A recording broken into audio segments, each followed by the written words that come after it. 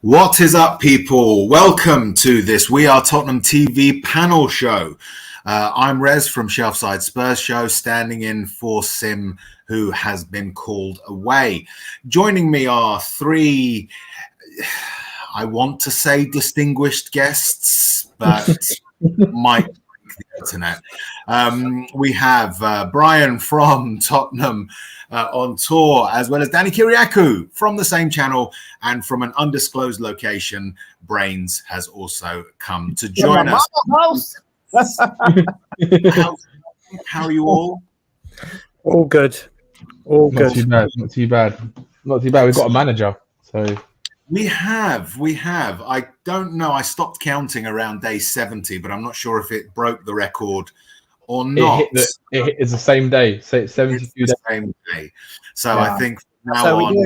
That's how we do. They probably did it on purpose, didn't they? Just so they didn't break the record. They were like, before he went on holiday, just sign it, just so we don't break that record. Absolutely. Yeah, I know it's a family show, but I was being pretty naughty every single one of those days. So I'm quite thankful that we got a manager. Yeah.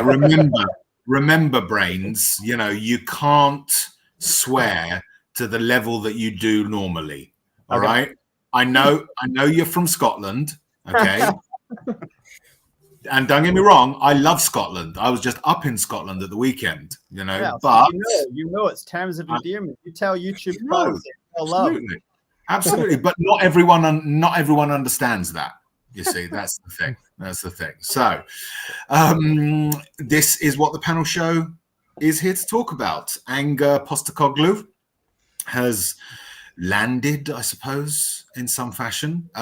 So that's what we're going to talk about. The first sort of question that we actually have is something that you guys can answer directly, which is, are the fans behind Ange Postecoglou? So what are your thoughts? Are we going to, do you guys want to do it like one at a time?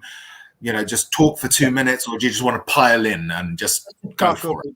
That's just incoherent. Yeah, World War III. World War III. Okay, we'll start with Brian in that case. Brian. Okay, so are behind him? I hope they are.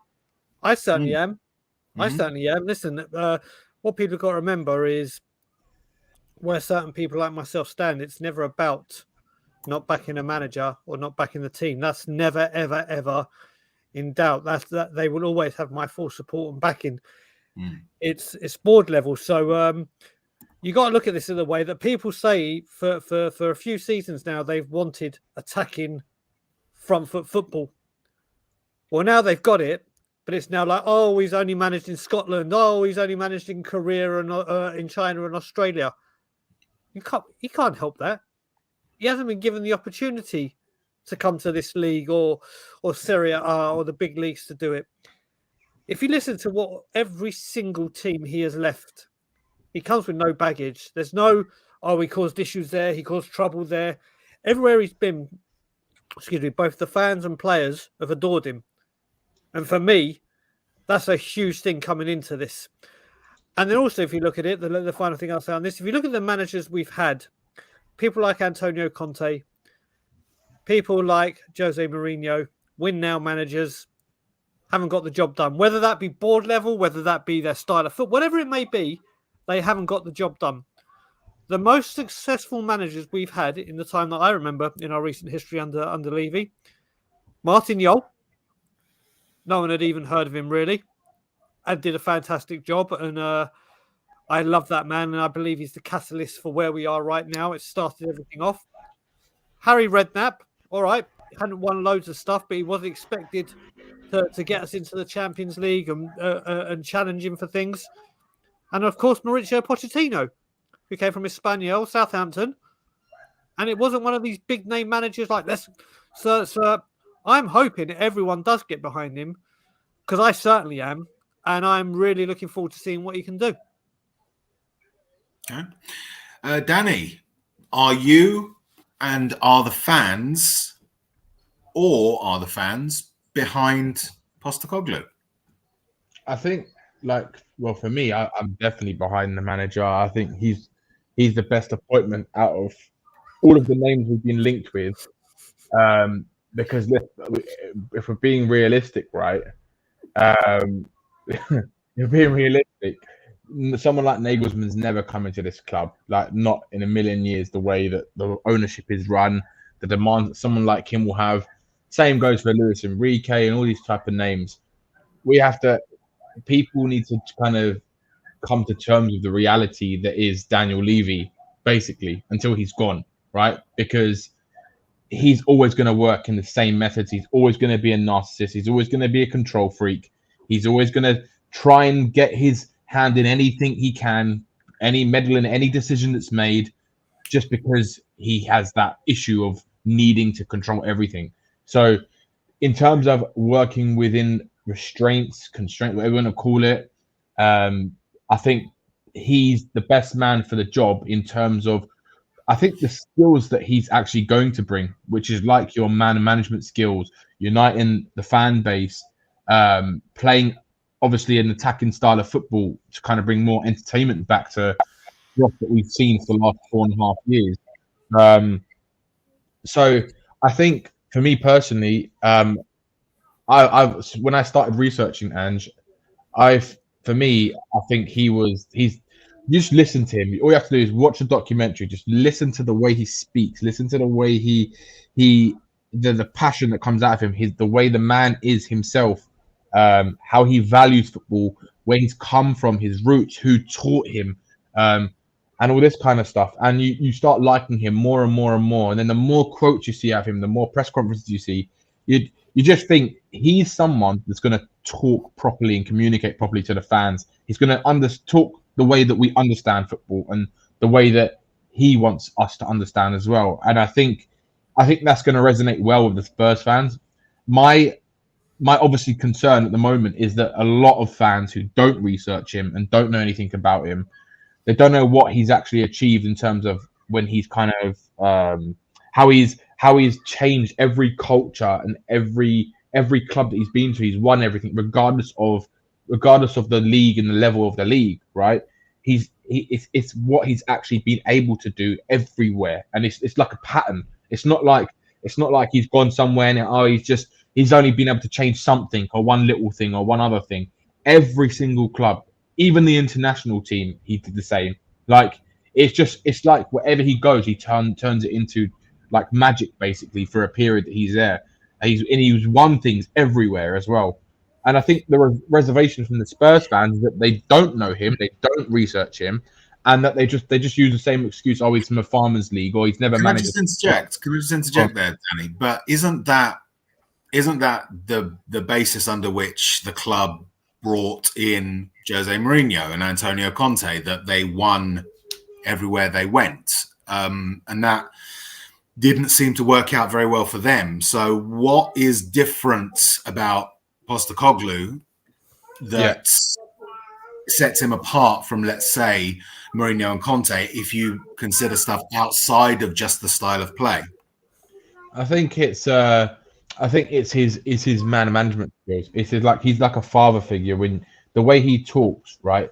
You have a lot of people you have Jose Mourinho, Conte, those type of people who they demand a lot in terms of how they want them to play. How they're obviously got a different style of football, but I think they're expected to win things. So they're gonna want the best of the best available that they can get to help them achieve the goals that they've achieved. Because you give those managers what they want, they're gonna give you titles and things like that. They're gonna give you trophies, right? Everywhere that they've gone, they've done it.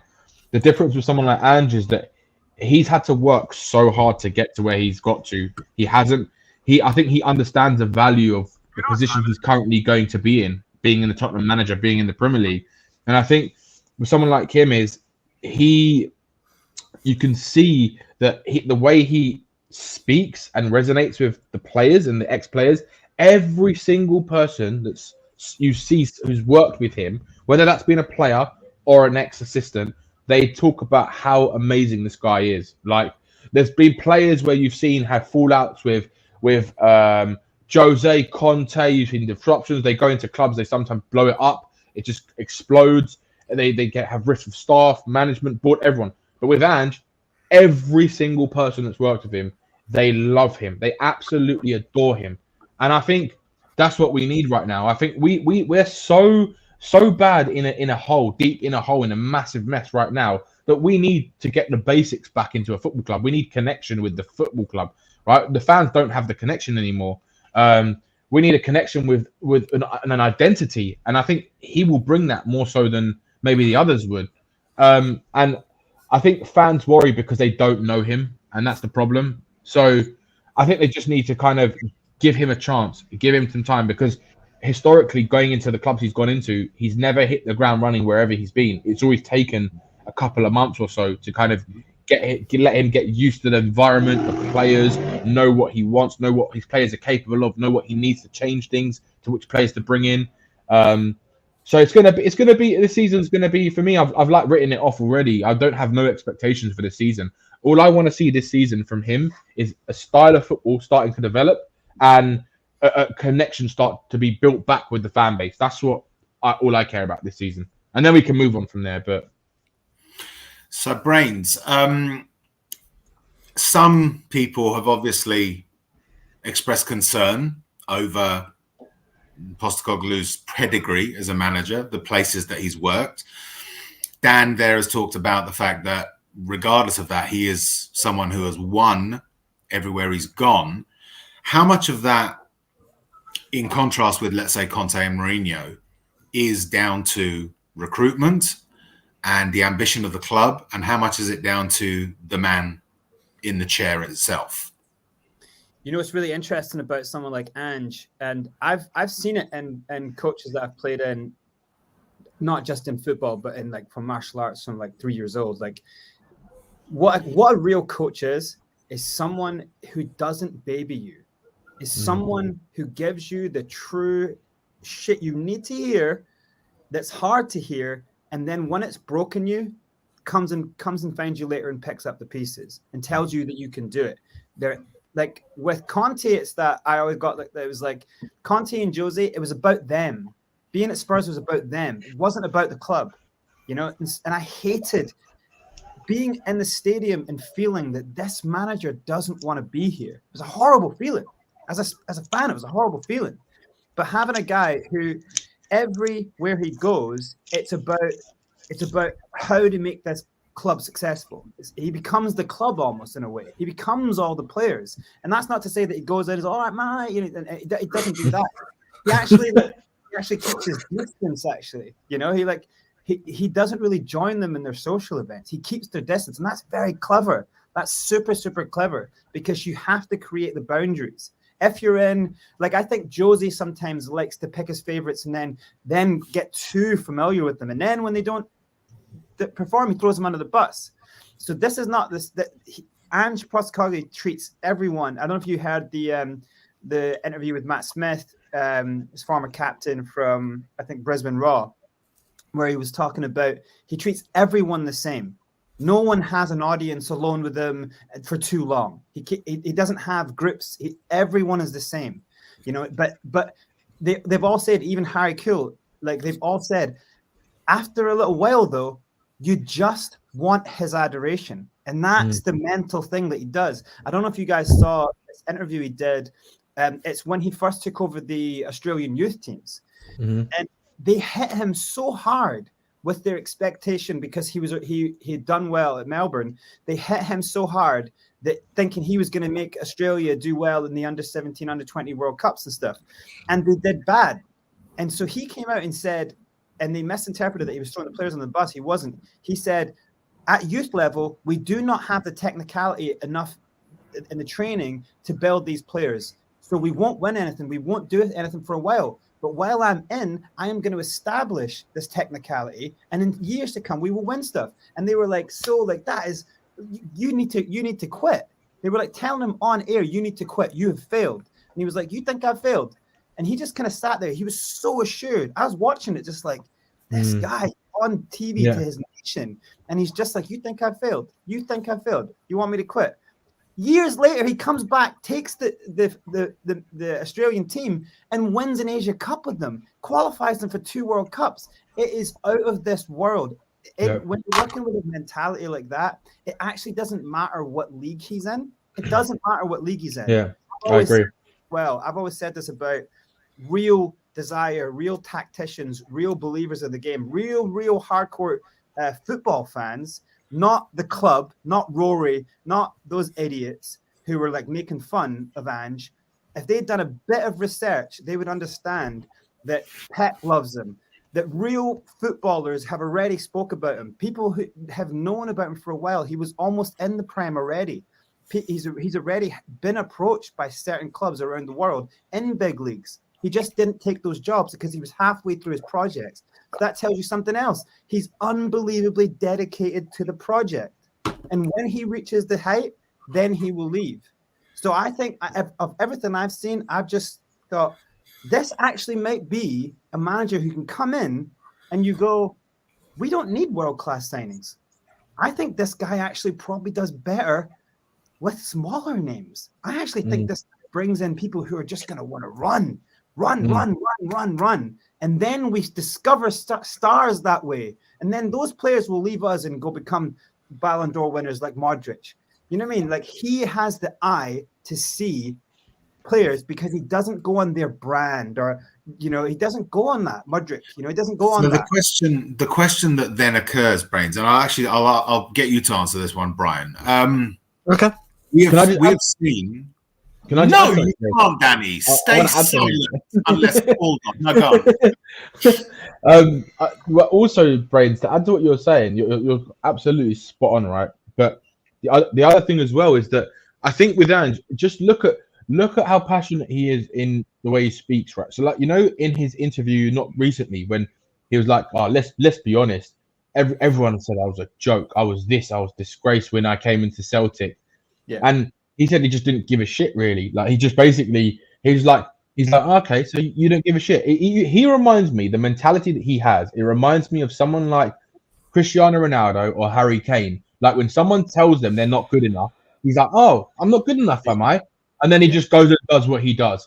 And then it's like this raw motivation inside him. If someone tells you he can't do something, he's just going to absolutely get his dick out and basically slap you in the face and be like, so that's what it feels like, basically. And he'll use that to galvanize a whole squad, and that's why I think it's a bit exactly of what he does. He galvanizes squads with no one telling you, or you're not big enough, or you're too big, you can't work in a system. You know, then he uses all the negative and he turns it into like a kind of magic. You know. Well, that's very much the question that I was going to ask. We have seen successive Tottenham squads since Pochettino left, seeming to pull it out and you know, turn into real world beaters almost for a period, and then things seem to go wrong, and it seems that they have a very, very well trodden path to the chairman's office, where their complaints are often met with a very receptive ear. Seemingly, this is obviously speculation, but can Postecoglou be different in that regard, Brian? Do you think that he can capture some magic from them and retain it? Or will there come another point in the future where the culture at Tottenham will see him run afoul of player power? Well, I think it kind of alludes to what Brains was saying at the beginning of what he was saying, where he says this guy comes in and he wants to be there and he has his project and his dedication. It's not like correctly Brains said about Mourinho and Conte and the feelings that he felt going into the ground. I think this man comes in, and the main thing he's got to do, I said it when I came on and spoke to Ben and Simon last time, this guy is walking into Tottenham Hotspur and I don't think there is a manager that's come in our entire history that has come into into Tottenham Hotspur with a club in so much disarray. It's so much of a mess. It's not just sorting out stuff on the pitch. It's sorting out recruitment. It's sorting out medical team. It's sorting out the bond with the players. It's sorting out the bond with the fans. It's sorting out contracts. Wherever you look, this guy's got to come in, and this job is huge for any manager to walk in, let alone Ange Postecoglou. And again, what Brain alludes to when it comes to recruitment, this guy isn't going to say, right, I need Bastoni at like 60, 70, 80 million. Yeah. He is going to find players that come in, could be 20 million, could be 12 million, could be, but there is no excuse anymore because the bar has been lowered. And I don't mean that in a bad way. I mean, the kind of caliber of players we're looking for will be more, like Brain said, more sustainable, more they fit into my system, not the name, not the brand. This is what they're going to do. There's absolutely no excuse why they don't come now.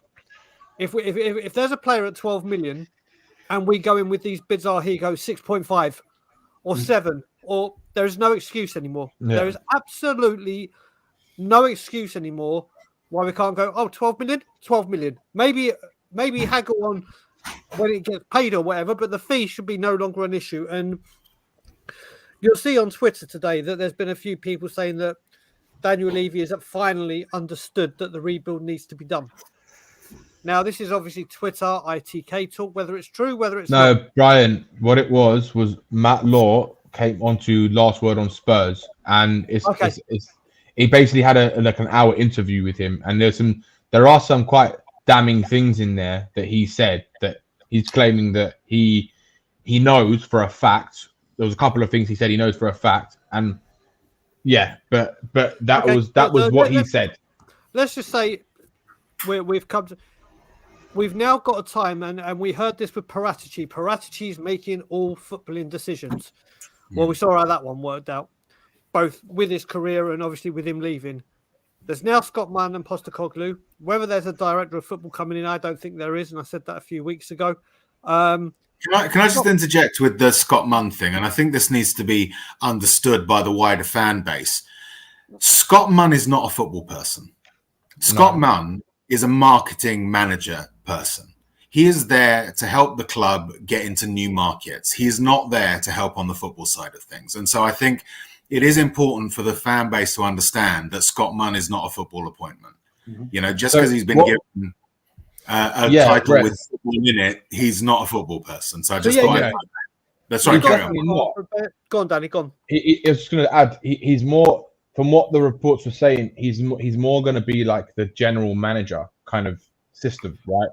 So the plans are apparently still to get a director of football, right? And apparently the reason, what Matt Law also said yesterday, was that the reason why they got Ange Postecoglou in first was because they realized that they needed to get it done, because the directors of football, just for whatever reason, all the people on the list that they had, for whatever reason, either was being rejected by the directors of football, or they just couldn't agree to something, right? So they were like, if they keep trying to get director of football first, then we're going to completely mess up on the manager, and it's going to be too late when we do start and get a manager. So he's saying that they decided to go for Ange and get him done, and then they're going to bring the director in, because Ange, apparently part of the agreement of the terms, was saying that he would be happy to come work with a director of football. It's not like he's not unhappy to do that, as long as it's obviously they're going to work together. So that's also a big thing.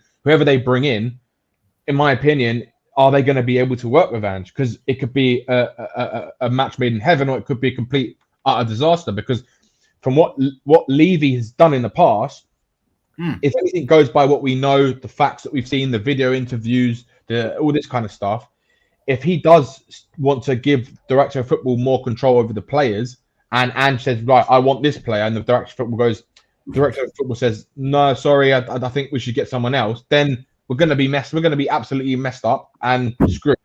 And then we're going to have the same issue with Ange Postecoglou, and he's not going to be. This is the question. This is what leads on to the wider question. Sorry, Brian, go ahead. No, I was about to say, if it does, I'm actually, if we do end up getting a director of football, I'm actually happy we've done it where we've got the manager in first. Because if you look at it, Pochettino and Paul Mitchell, hand in glove. If it had been Nagelsmann, there's big talk about Ranić. Why? Hand in glove. I don't want it that we get the director of football come in, then the manager comes in, and it's like the director of football. And we saw rumours in the last transfer window that Conte wanted X and he wanted Y, and then this needs to be. For me, I think it's more important that the manager's in and gets someone that he knows he can work with and understands the manager, the footballing guy, rather than bringing in a director of football and then the manager that's going to have to dance to his tune. I think the link has to be manager could be part of the vetting process with Levy or whoever does it, with Munn, whoever does it. And then when Postecoglou finds someone that approaches his ideology, his philosophy, he's like, right, this guy fits me hand in glove. This is the guy that I think I can have a working relationship with. So if we've done it this way by hook or by crook, by accident or by whatever, I'm actually quite happy that Ange is here first and we'll get a director of football that suits him as opposed to a manager that suits a director of football. Well, this leads to this sort of, we're leading on to the next major question here, but very quickly, Brains. I mean, doesn't that seem a little bit topsy-turvy? Isn't the director of football supposed to be there for continuity purposes, and then the manager is the one that is essentially the piece that is movable, like the players in a squad? Does it work if Spurs bring in a manager first and then bring in a director of football? No, I think it's a good way to work, but the kind of the specification needs to be understood is that it's a manager who can work, who can get off to the start, who can work with what he's got, advance them, create the system, and then swap players into it. And so if you have a director of football who's got one idea, if the club, are Spurs with their club signings, so the club's clearly got another idea, Ange has to make it work on the field. His system is quite a change to what the bulk of players, and we'll get onto it, but the players who are staying, it's quite a change. It might be the football they want to or they dream of playing. Every footballer wants to play tactical football, but it's a change for them from what they've had, from what they've drilled every week, from how they've gone into to the training ground and been bored to death by certain defensive lining drills, and you're not working on one touch, you're not doing angled runs, you're not you know what I mean, like you're not working the way that you have to now work every single day. So Ange needs, he's going to set up that way. And then I think you need a director of football. And I think it's actually a slightly genius, but most probably with this club, accidental genius move here is to get Munn in. What you're saying there is absolutely 100% true. He's a marketing guy. What a stroke of genius to bring Ange in, because you've got Japan, you've got Australia, and now we know already from all the shows online, Celtic fans have moved over. Spurs are now Celtic's English team. It's bizarre. The things I've seen in the last few weeks is just channeled and infiltrated with Celtic fans going, I'm going to watch Spurs. It's almost like if Kane went to someone, we'd going, I think I might watch Real Madrid or something. You know what I mean? It's like Ange is that important to Celtic. They're all going, we don't hate him like we did Brendan Rodgers. He's not a snake. Yeah. They're going, I'm going to go watch Ange ball because I'm addicted to watching Ange ball. Like, could he do something? The question of could this guy with his amazing story do something with this team, Spurs, who this amazing club, but who are in this rut? It's all a beautiful story if it gets pulled off. So we'll start with you on this next question then, Brains. Okay, so let's make it wider. Can Postecoglou work with or under Levy? That's the next question.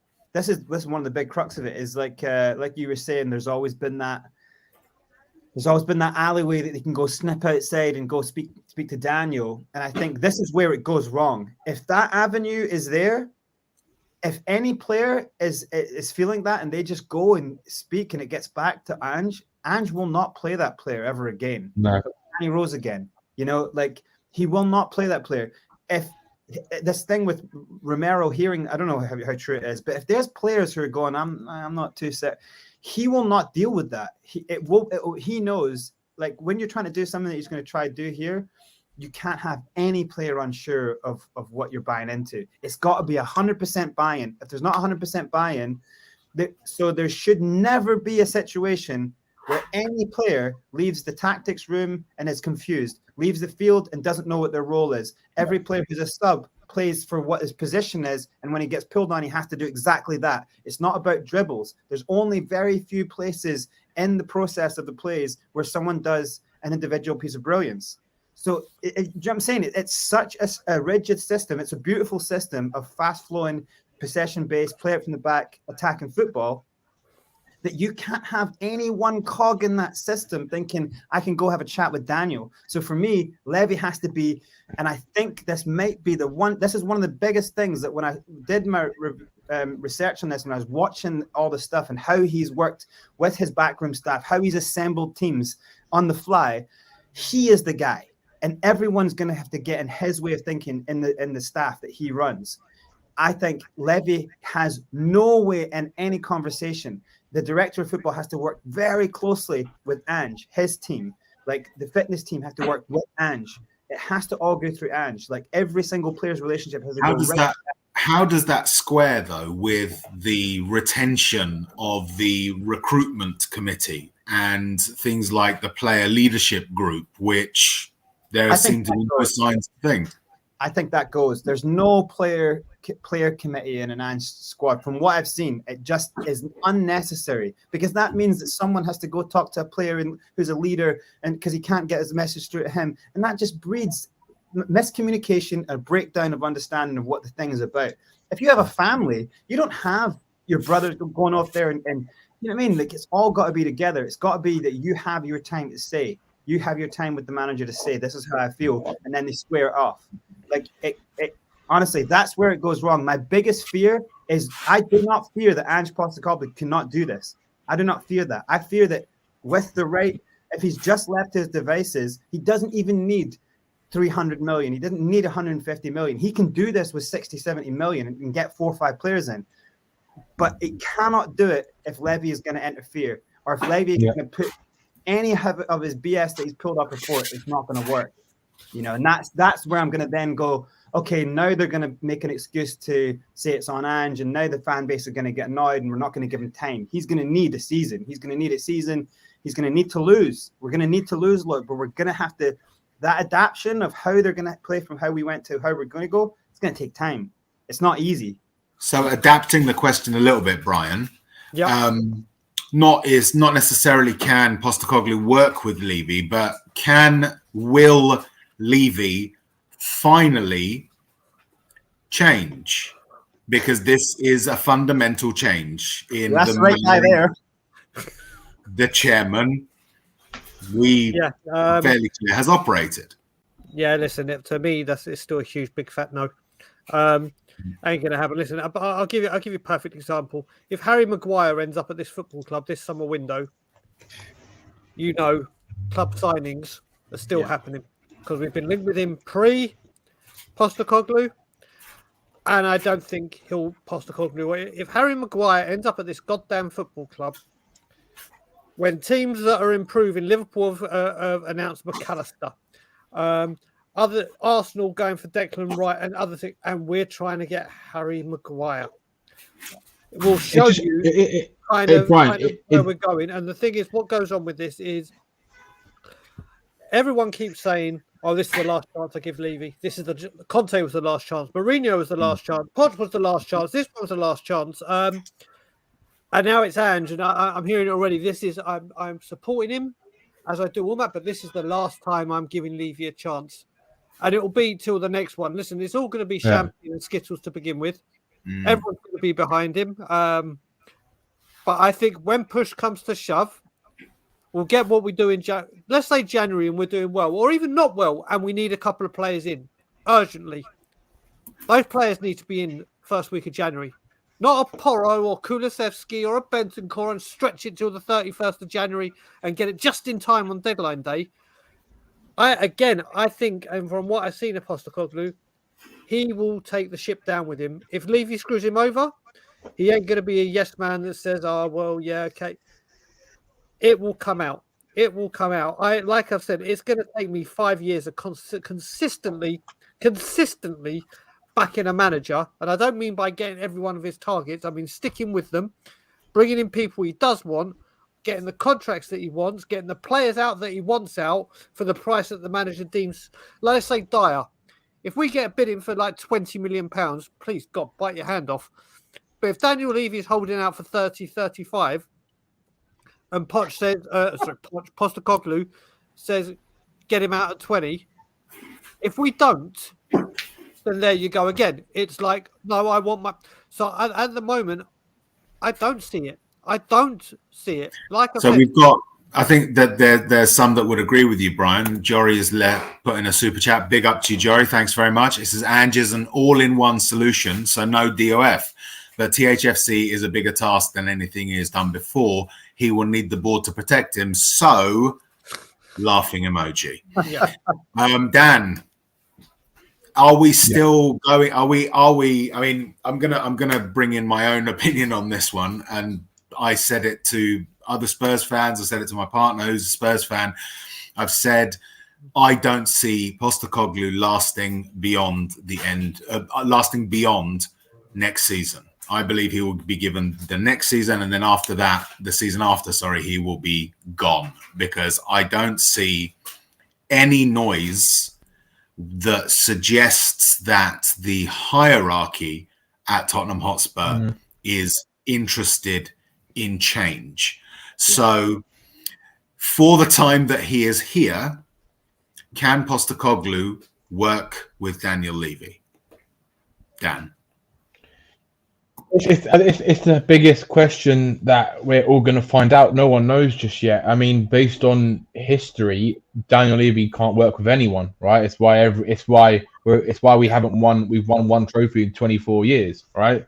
He consistently tries to control every decision that is made in the club, and consistently doesn't let the people he employs to do their jobs do their actual jobs they're paid to do. All right, it's like. It's the most stupid thing. Like, what's the point in hiring people, wasting the money of the club, if you're going to try and tell director of football, actually, no, I don't want to sign that player. Or actually, you need to play Soldado to keep his value up. And it's just ridiculous. It's like, come on, man. And I think what will happen is, I think I'm similarly thinking to how you're thinking, Rez.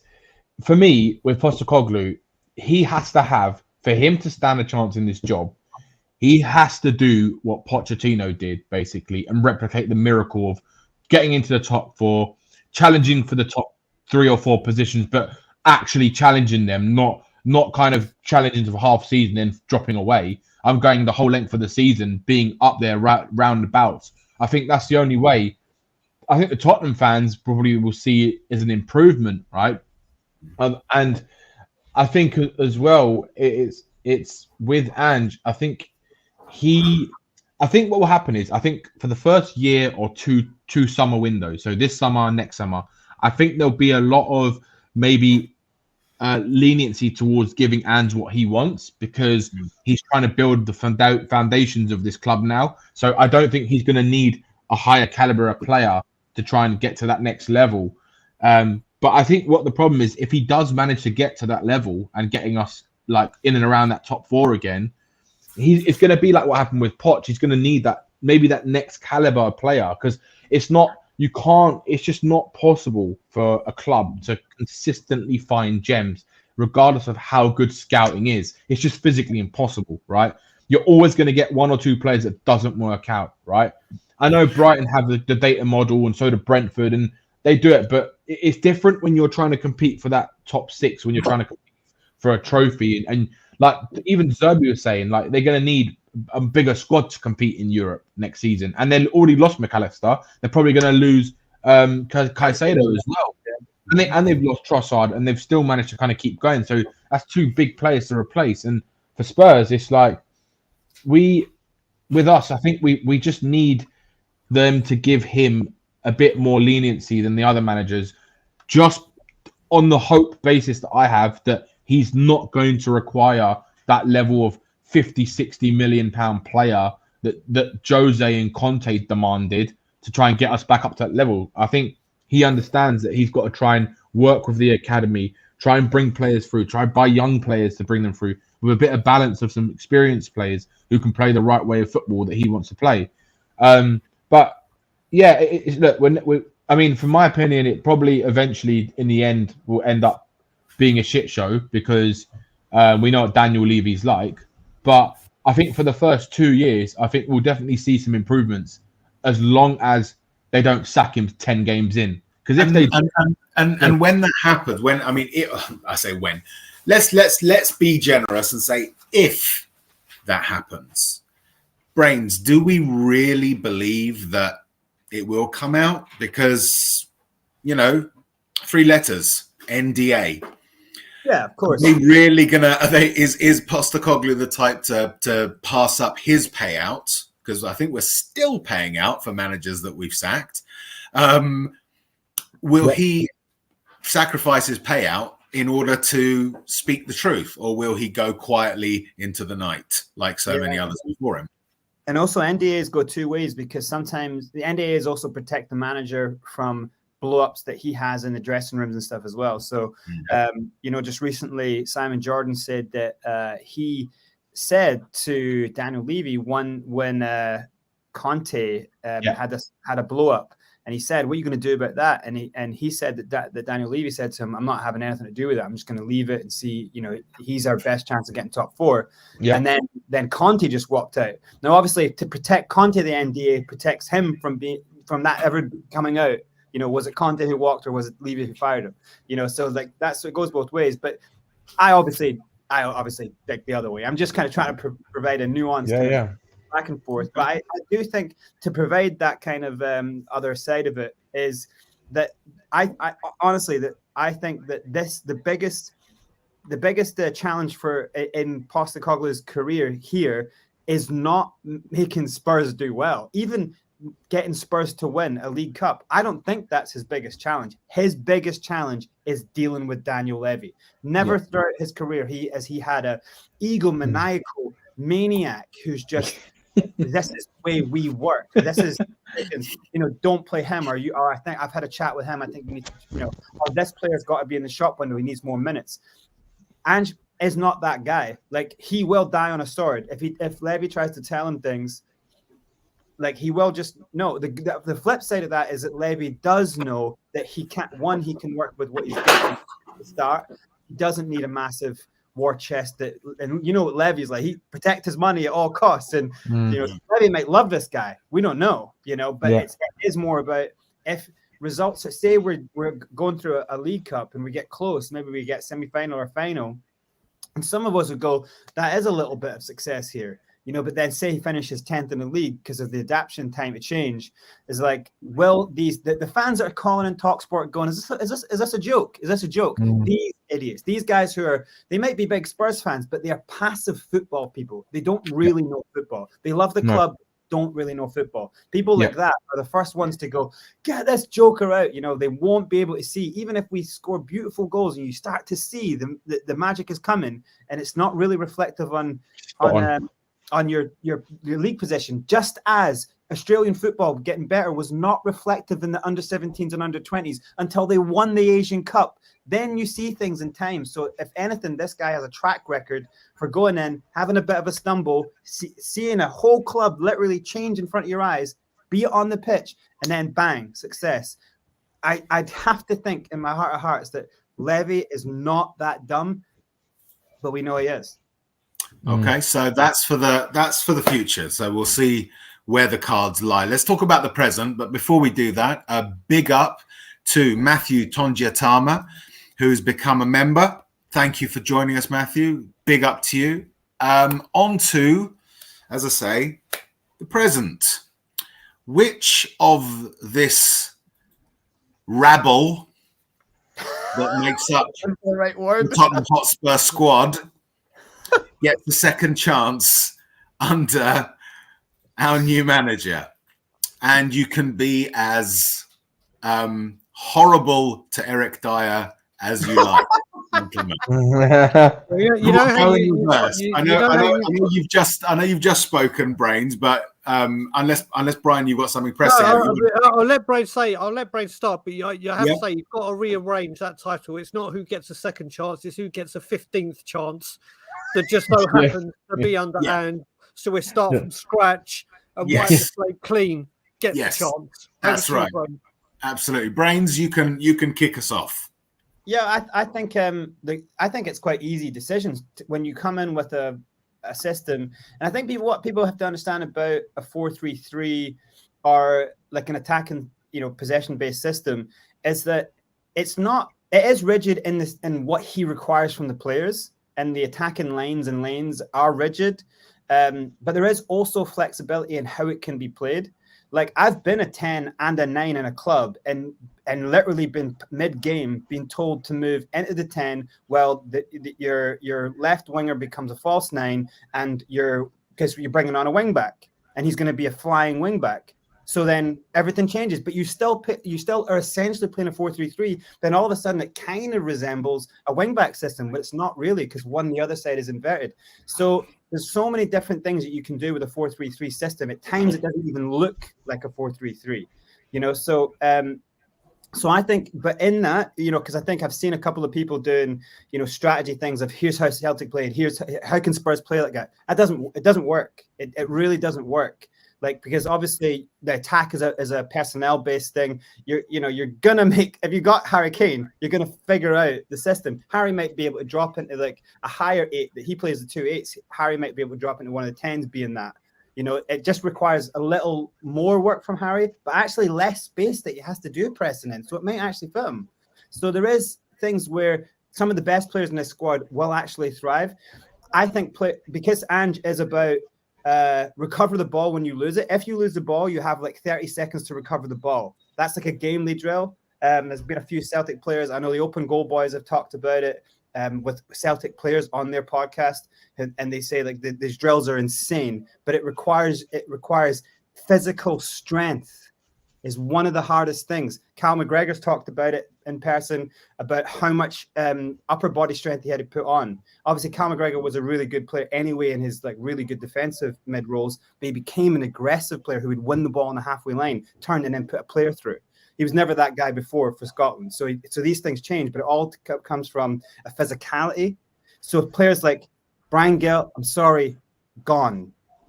Just gone. I know like it's hard to hear that, but gone. He will not have if for an Ange system, you can't get pushed off the ball. You can't fall to the ground lightly. Gonzo.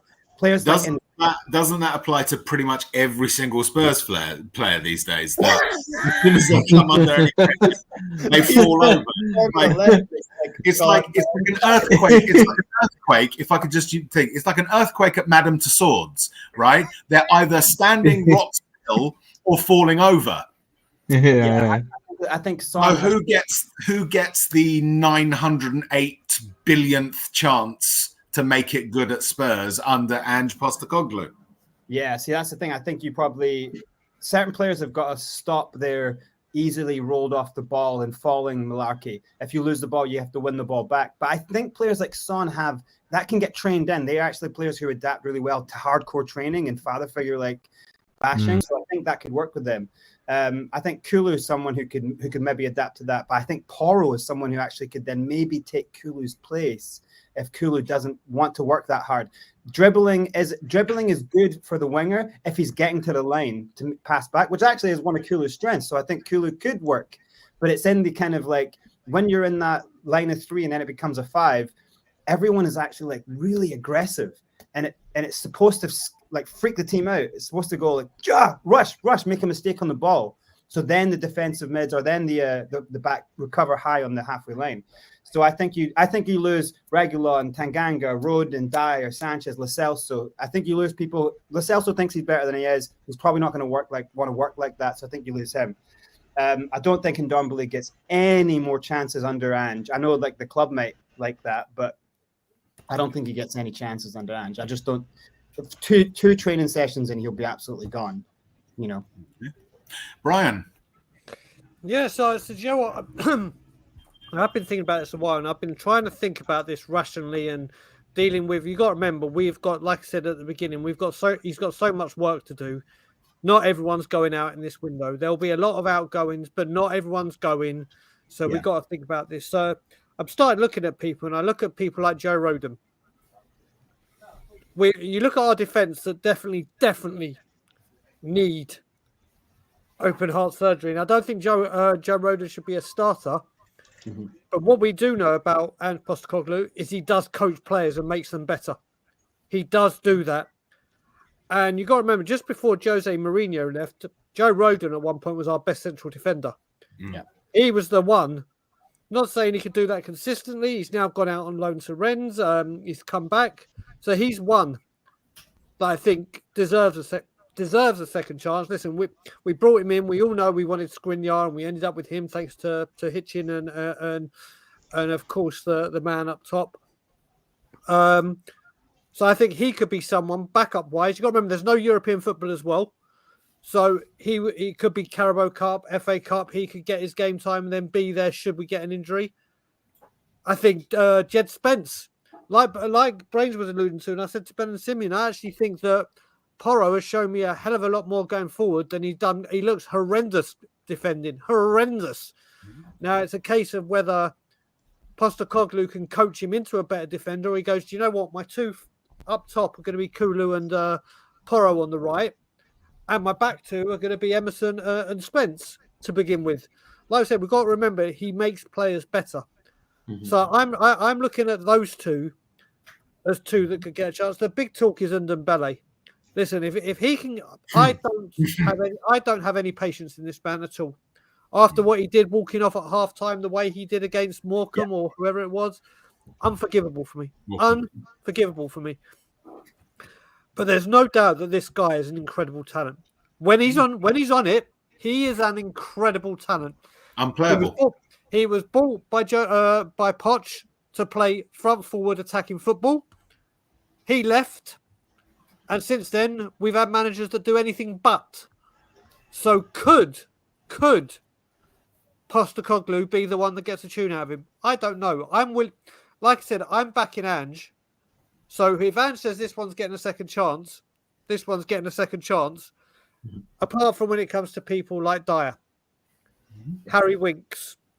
These are players, whether you're going to give them a chance, you just need them gone. They've been here for 9 years. There's obviously a problem here. There's obviously attitude and click that they have, and this all happens. So your time is up. Your time is up. But if people like Brains mentioned Brian Hill, for me, if Brian Hill is to stay and get a second chance, but he wants him out on loan, send him to a Premiership team or a Championship team where he's getting English minutes and learning properly the English game. Not, I'll go off to Spain and be comfortable and just do what you were doing out there. You're going to stay in the English league, or even if there's an understanding with Celtic, go to Celtic. Go to Celtic and play real football in this country or within this within England and Scotland, and play some serious football. A swap for Jota. How about that? A swap for Jota. I'd take that all day long. There you go. Even if it's used as part of a transfer make weight. Definitely. This is, you got to look at it. And Brains brings up a great thing there. There's obviously going to be a manager always looks to bring some players with him. Maybe that is a way to save on some money. Let's just say it was Jota and it was XYZ amount. Okay, we'll give you this and Brian Hill on loan for the season to soften the blow of losing a player. We've got to start looking at things like that. But I'm willing to give out whoever Ange says. But like we said, this ain't the second chance. This is the 985th chance. But we'll have to see. But the main two, like I said, Rodon and Jed Spence. You're on mute. Hello? Yeah. Rez, you're on mute. You're on mute. Sound of Danny thinking. Hello. So we come to another question. Am I coming through loud and clear? Now you are. I was told I have the voice to host, and I can't even take my mic off mute. You got the voice. I didn't see you got the brain. Yeah, I might have the voice. I don't have the brain. Exactly, the brains is sat there. So, question: we're going to sort of swing back a little bit with the fans being behind Postecoglou or not. Let's say we start the new season come August, and the lineup for our first game of the season includes, I don't know, Eric Dyer or Harry Winks. Yeah, mate. How long will the fans? I don't think they will. Passive, let's say. I don't think they will. I think I wouldn't be surprised. I'd like to think that there'd be more Levy out chance than there would be discretion against the dissatisfaction against Ange, right, playing the play. Because we've heard all these rumors like so far that they're willing to get rid of Harry Winks, Lo Celso. If an offer comes in for Ben Davis, Dyer, they want to get rid of. But and all these kind of players. But what really annoys me the most is the fact that you always hear these reporters always say, "Oh, they'll be willing to let them go," right? But the caveat is that they never ever say it, but is the fact that Daniel Levy overprices these players. So essentially, he's the one that forces them to stay because he doesn't want to let them go for a cut price, essentially, right? So if anyone's going to blame anyone for if we're still seeing Harry Winks or someone like that in the squad and starting, I mean, Eric Dyer and Ben Davies, you can understand it, even though we know we need them gone, right? Because we've got so much to do and we don't know how quickly they're going to work to get in the players, right? But I'd be more worried if by the end of the transfer window and we see that and those players are still there, right? Because it just goes to show for me is that if a player, like it's like typical example, like even was it last summer, right? Tanganga, AC Milan wanted Tanganga, right? Tottenham wanted them to have an obligational clause in the contract, right? An obligation that after the season they had to pay £20 million. Tottenham was saying no. Tottenham wanted them to have the obligation.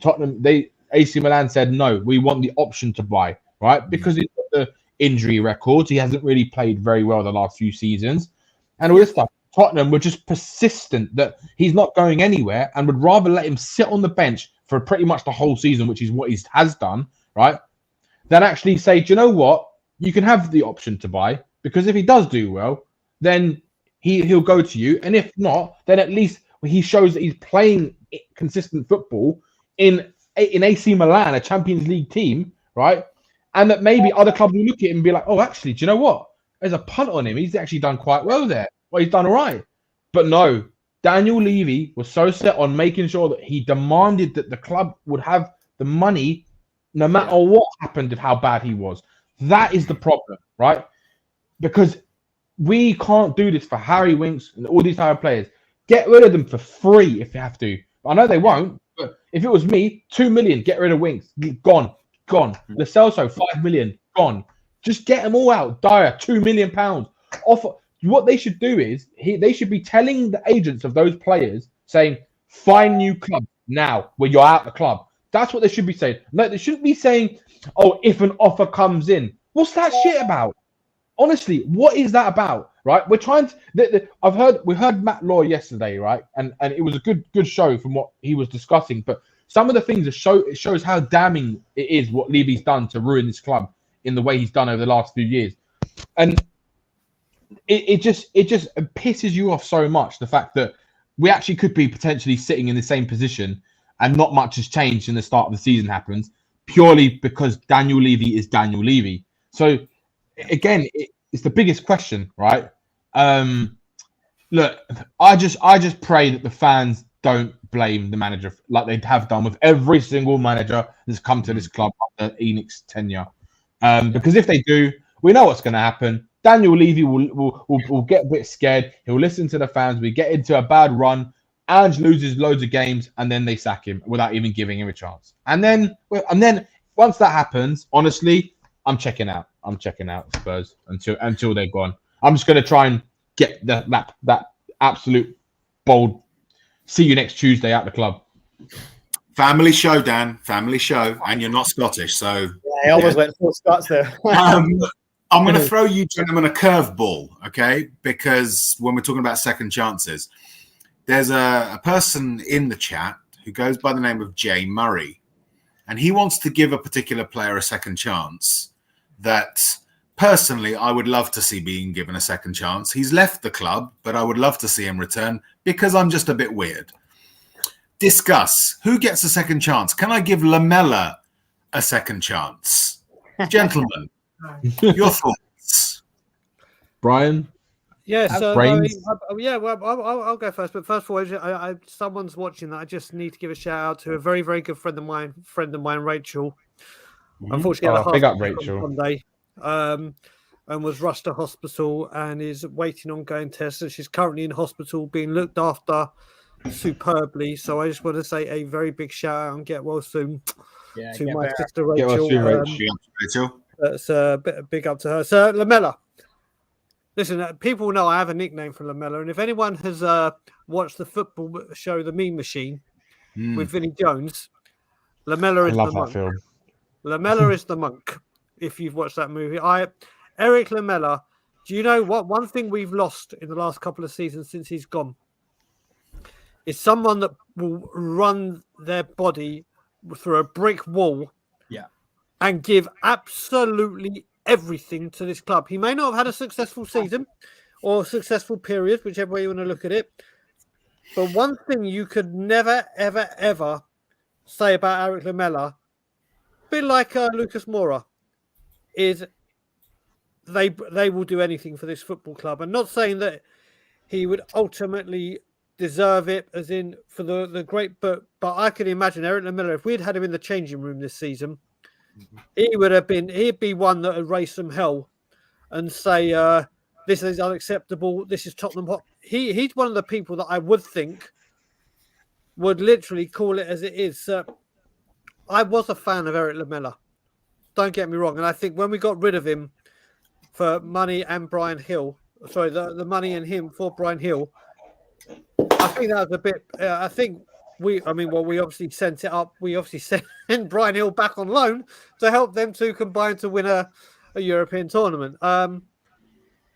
Eric, put it this way: if we're to re-sign him on deadline day and he came back in like that, I'd give him another chance. I don't want it. I don't see him being like, right, let's go bring Eric Lamella back as a priority. But if we scattered a few players in that we needed, and then announced Eric Lamella was coming back, let's put it this way, I wouldn't be disappointed, but only if we did it after we got our main targets. Yeah, excellent. Danny, do you want to? Well, for me, I mean, I still wouldn't take not him being back. 100% serious here, guys. Yeah, bear in mind we're just having a little bit of a laugh. I wouldn't take Eric Lamella back whatsoever, because if you look at what he did over, was it 8 years at Spurs?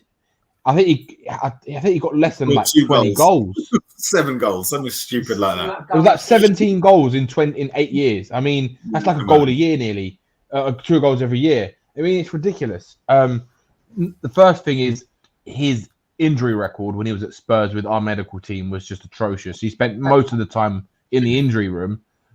Now, as much as this is the problem, right? I'm gonna go against you, Brian, on this, right? I get sick and tired of when I hear the fans go back to this sentimentality of players, right? Because they work hard, or they gave everything for a club. I'm sorry, but these players are not good enough to wear the Tottenham badge. I don't care. That's why I said it at the end of the window, if we'd got our main targets in, sign him. I would like this season. I'm not going to lie. I would have liked to have had Lamella in the squad. I think he would have been a good option, right?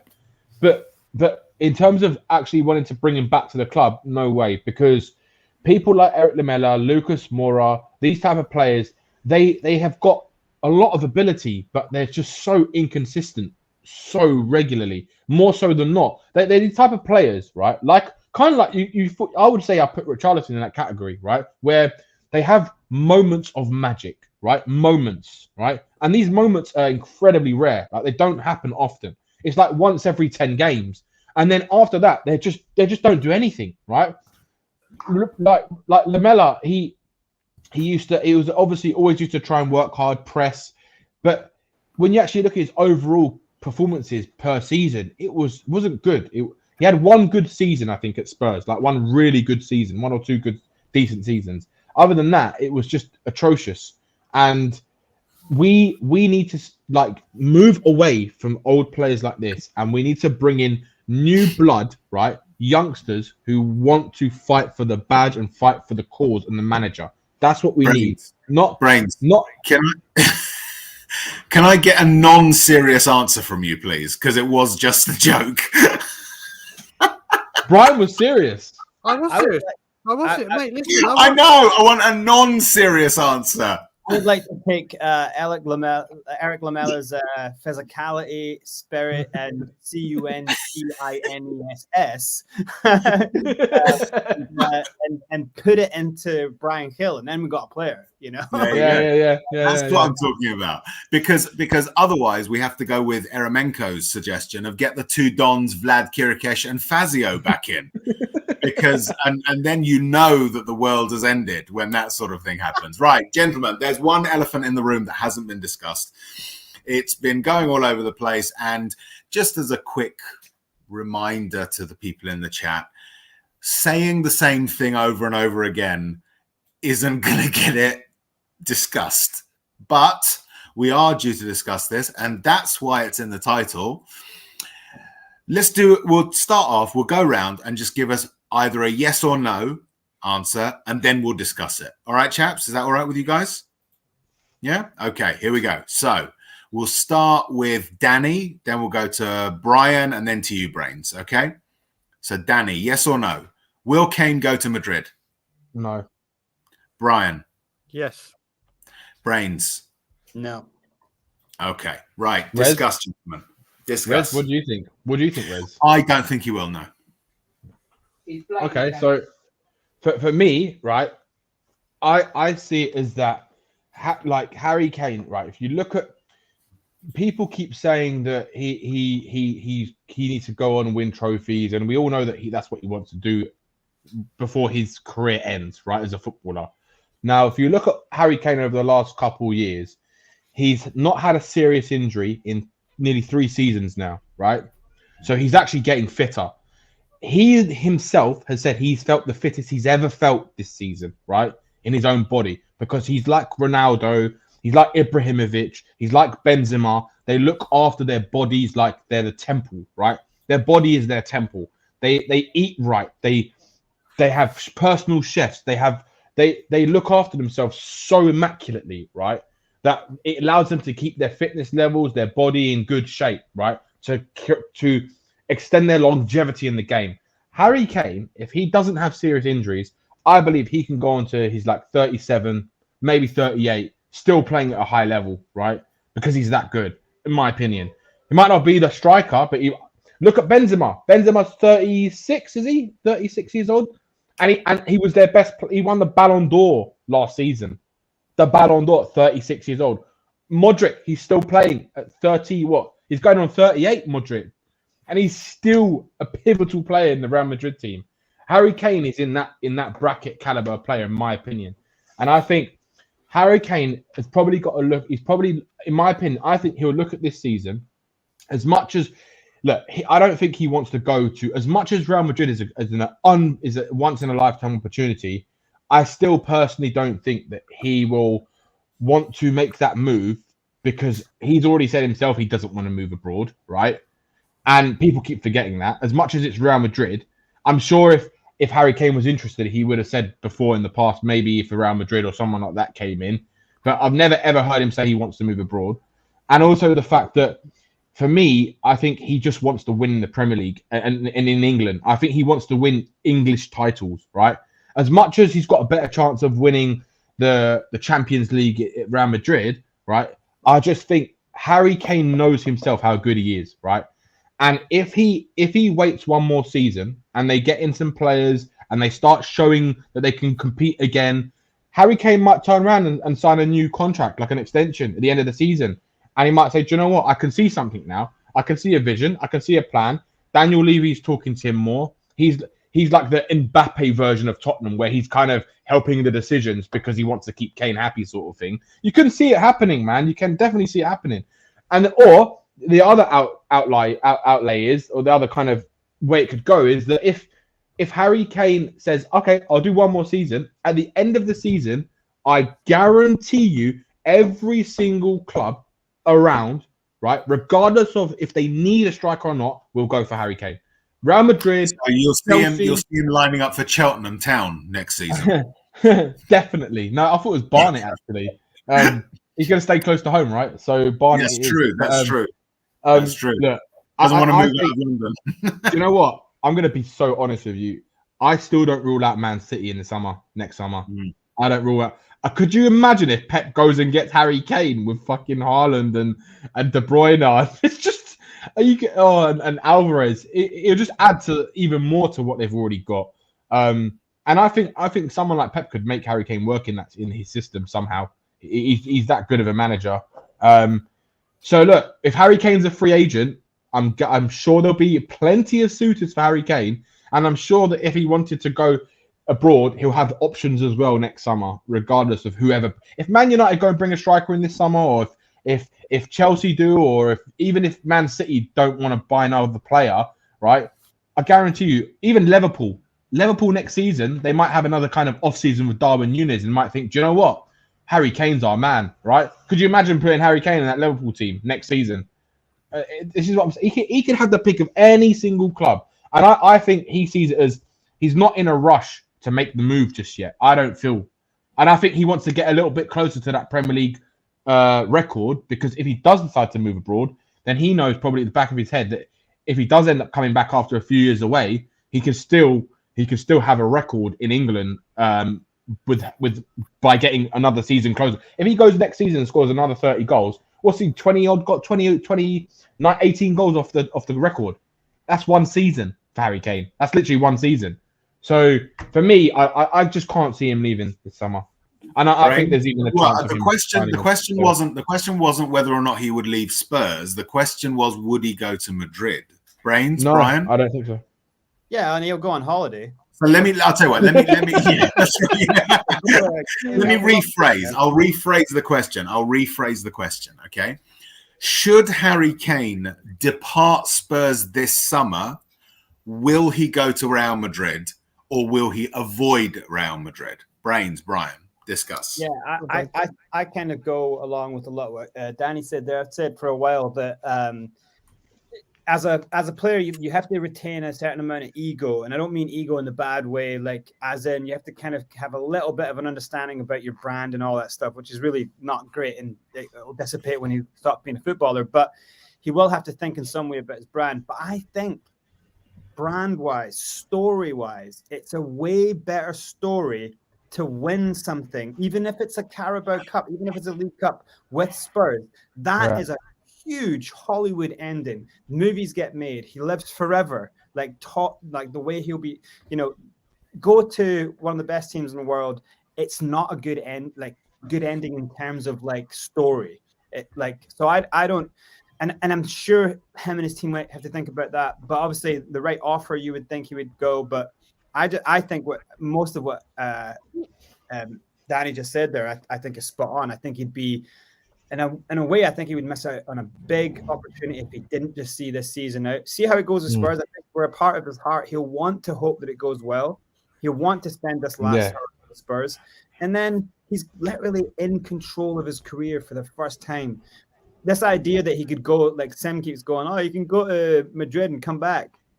That's not how contracts work. It just doesn't work like that. He won't have the control of where he goes. So I think be in control of your where you're going, have your pick at this point. That's the power. Right? I think he's waiting for that. So I think I guess both worlds. Do you know what, Brains? It's about that power. Like at the moment, even now, Daniel Levy still has the power over Harry Kane. Because if Daniel Levy doesn't get what he deems as acceptable for Harry Kane or what he values Harry Kane for this summer, he's just going to tell everyone to F off. He'll be like, F off, mate. You know what I mean? That's exactly what he'll say. That's where you've gone. That's where everyone has fallen short on this. Brian Harkin, I think his name has been saying it throughout this discussion. If the money gets offered, Levy will say yes. But Brian, you're not listening to what I just said. You're not listening to what I just said. No. What you've got to remember as well is we all keep going on about this great story that he could win a trophy with us. He could do this. He could do that. We can't just be talking about sentiment when we're talking about Lamela.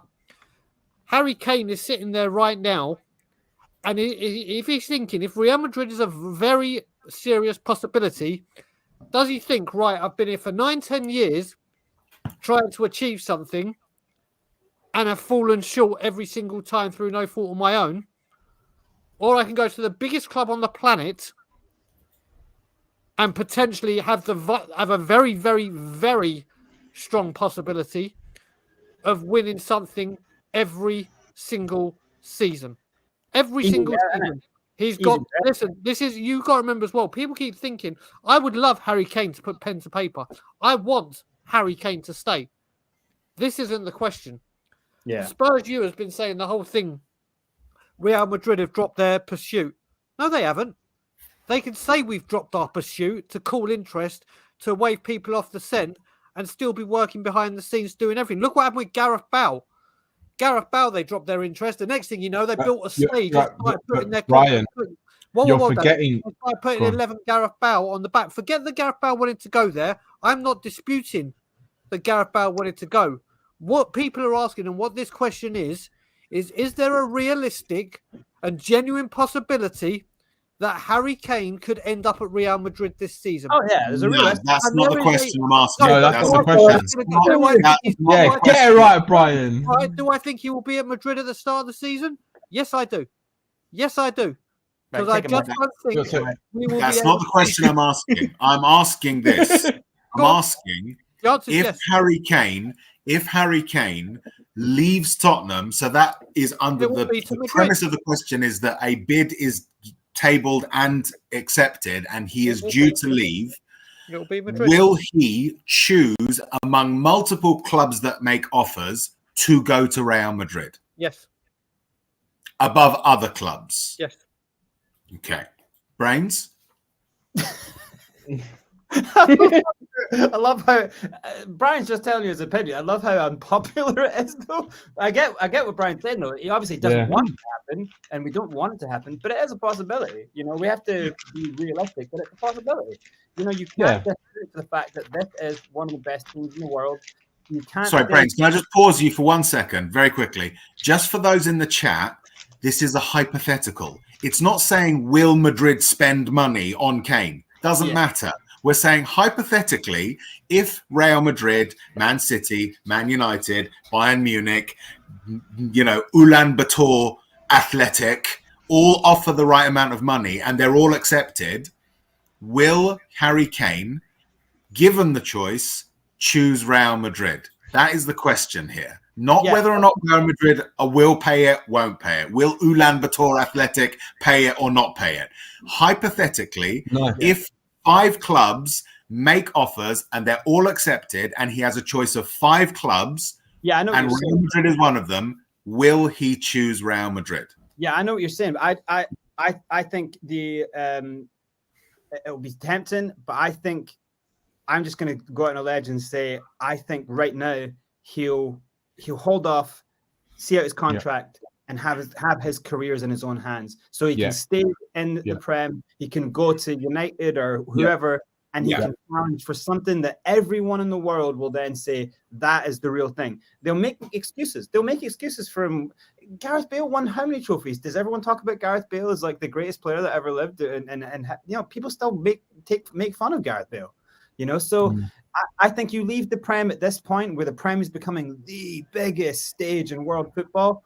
Career suicide. Honestly, I don't think it does his story any better. I don't think and I think his team, and I think he knows. Also, I think he's a guy who likes hardcore challenges. I think he really does want to feel like something is real. And I think going to Real Madrid with a whole bunch of amazing players around you and you score like 40 goals a season, I don't know if that feels real. I think that you just went and got bought. You went to the store and you bought yourself some trophies and walked out and said, "Oh, I've won trophies now." It doesn't feel real to me. Maybe I'm a Spurs fan. Are you mad? Take it, you idiots.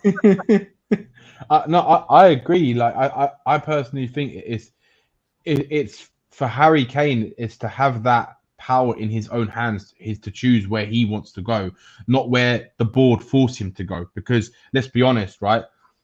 I don't think personally Real Madrid will sign him because of what Daniel Levy wants for Kane. That's end of the conversation, right? And if Daniel Levy decides to sell, there's no way he's going to sell to anyone in England right now. It's not happening. It is not going to happen. He's not going to sell to anyone in England, to Man United, to Chelsea, to Arsenal, to Liverpool. None of them are going to pay them he wants to sell to them in England. When they know if they just wait one more year, they'll get him for free. And all they have to do is pay a high contract and a high signing on fee, and he'll make more money that way as well.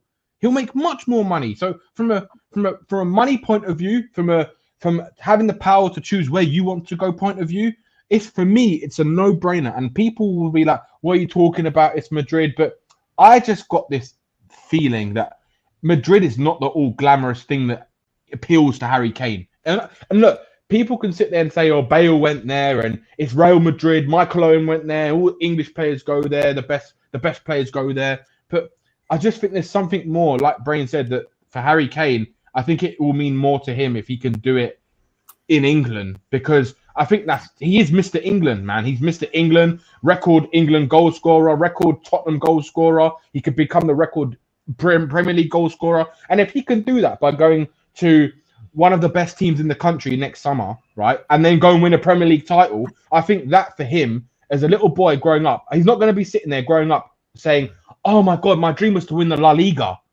Like, it's just not. It's not the same. It's just not. I think you've got to remember there's other powers at work right now because... but Brian, you're saying that... I'm joking about it here. You remember when Aaron Ramsey used to score a goal, a famous person died? Yeah. Well, Gareth Bale was the main person on the kit launch around the world and then pissed off to Madrid. And who's the person they've got on the main person on the kit launch today? Of course, but we keep comparing. Brian, we keep comparing Gareth Bale to Harry Kane. It's so different. Harry Kane. Launch, Danny. Listen.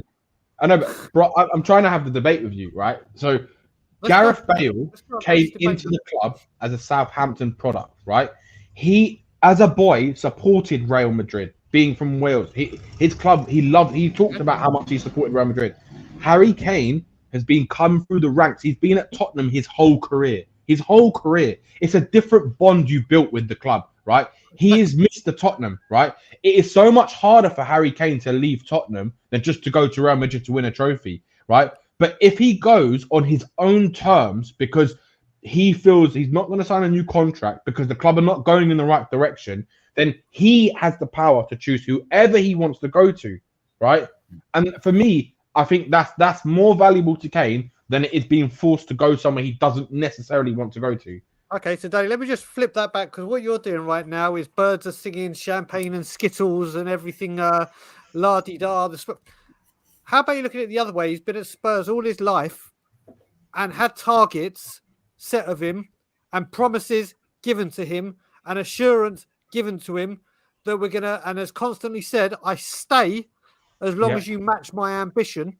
Yeah. I stay as every single time Harry Kane has stayed or put pen to paper, asked to be the top goal scorer, check. Don't do this, check. Raise the club's profile, check. Oh, okay. You're signing Benjamin Stambouli. Oh, okay. That's my ambition. Oh, okay. Let's just wait around for months. Oh, Jed. He has gone on for years and years and years and given unparalleled, unbridled service, which has been absolutely phenomenal, and hit every single target that he has been set, represented this club every manner that should have done, dominating the back pages, not the front, like other footballers do or other things. And every time he is asked to do something, he's lived up to his expectations, whereas the club hasn't. So how long do you say, do you know what? If you're in a job and you get overlooked for promotion 3 or 4 times, you go, do you know what? Fuck this. I'm looking elsewhere. Brian, what's one more year for him? What's one more year? He can go anywhere next season. Mate, yeah, he could do. But nice. if he has a chance now for Madrid, we can pull on this thread for days, I think, 4 weeks, until we see him holding the shirt. I don't think we need to necessarily worry about it that much. Final thoughts, gentlemen, because we're going to wrap up. We've been here for nearly 90 minutes talking drivel, according to some. I don't know. I don't know why they tuned in if it's drivel. Never mind. I hope you've all had fun, but let's have your final thoughts very quickly. Brains, anything that you want to add? My final thoughts are pretty much a shout out. I was in the Mr. Barber's in Enfield, which is a pretty awesome Barber's. It's run by Jamie, who's a big Spurs fan, and I was speaking to him and getting the kind of how the salons and the barbers is where you feel where people talk honestly, and the vibe seemed quite up about Ange. And there was like a, like let's get him in, and that was just before the Celtic won the treble. So shouts to them, because I know he's got some really cool girls who work in there. Brains did warn us that his battery was dying, and I think it's just died. Oh, and the worst of it was that he was talking about some really cool girls at the time, which was going in an odd direction. Danny, final thoughts? Yeah, I think the fans just need to give Ange Postecoglou time, big Ange time, because I just think that if the fans start getting on his back, if things are not going well straight away, like I said, I'm telling you now, if Ange gets sacked from this club, I think there's, like, for me, I'm going to be done. I'm just not going to care anymore, because we've gone from Mourinho and Jose to like the other end of the spectrum to try and make it work differently. But the one factor is that Daniel Levy, if it doesn't work out, it's because Daniel Levy still can't change. Whoops. Hold on. We need to change the layout a little bit for this. You me halfway, not that way. Need to go to this one. That suits me better. This one. There we go. Okay, close up. Yeah. So yeah, I think with Ange, we just need to, the fans need to just give him a chance, to be honest with you. Okay. Cool. Brian, final thoughts? What can I say? But like I said, everyone's got to get behind. Levy out. That you know what? Today, I'm not even gonna end with that. What I will end with is obviously. I will. You can do it for me. Today, more important things are there for me. My beautiful wife is having to go through surgery, and she's about to go and have her operation in about 2 hours. So, and then he comes back in again. My beautiful wife, and I hope the surgery goes well. And I'll speak to you when you get out, darling. That's the most important thing for me today. Good luck to Lana, Brian. We got you, Brian. Well, that was it. With a brief but unusual reappearance by Brains at the end. He's not saying anything and not on camera, but apparently he's still with us in spirit, as you can see from the window directly below me. Thank you to my panel. Thank you, Danny, Brian, and Brains for joining me. Big up to Sim and Ben. Hopefully Sim will be back for the next panel show. Thank you to everyone in the chat. I can't do the usual Shelfside Spurs show thing of basically doing a big up to every single person who's watched, because we've had literally thousands of comments and we would be here for another hour and a half. All I'll say is, let's see what happens. Do please like, subscribe, and comment. And as always, come on, you Spurs.